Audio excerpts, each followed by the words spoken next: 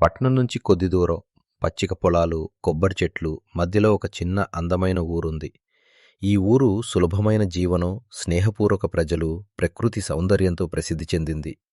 ఇక్కడ ప్రతపొలం పల్లెలో ఆవులు, ఆరటి చెట్లు ఉన్నందున పండుగ సమయాల్లో ఊరు అద్వితీయంగా మెరిసిపోతుంది. మన కథలో ప్రధాన కుటుంబం చిన్నార్లు చింటూ, లవ్లీ ఆత్మవిశ్వాసం ఉన్న బాలుడు, మరియు బుజ్జి స్మార్ట్, క్యూట్ చుక్క అమ్మాయి. తల్లిదండ్రులు రమేష్ నాన్న సరదా, పిబులలతో కలిసి ఆడే వ్యక్తి, మరియు సుజాత అమ్మ శ్రద్ధగల, వంటలో నైపుణ్యం. తన దిక్కు నాయనమ్మ సావిత్రమ్మ, ఆత్మీయతతో పిల్లలకు పండుగ సంప్రదాయాలు నేర్పే మనోహర వ్యక్తి.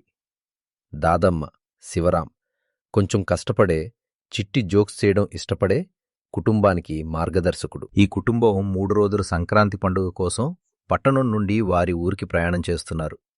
పెద్ద ఎక్సైట్మెంట్, ఆనందం మరియు చిన్న చిన్న అనుభవాలతో ఇది వారిని కొత్త జ్ఞాపకాలకు తీసుకెళ్తుంది.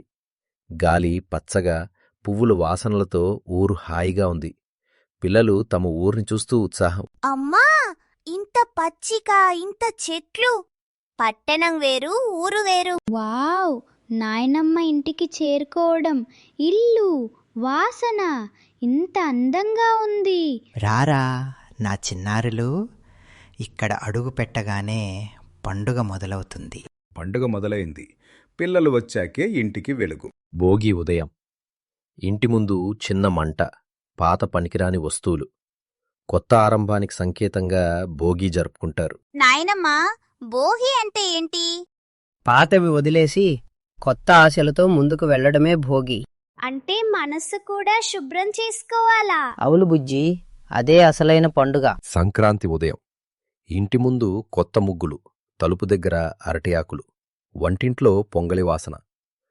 అమ్మా, ఈ వాసన చాలా బాగుంది. అమ్మా, నేను కూడా కొంచెం సహాయం చేయనా? తప్పకుండారా, పండుగంటే అందరూ కలిసి చేయడం. పిల్లలు, ఈ పండుగ మనకు రైతుల కష్టం గుర్తు చేస్తుంది.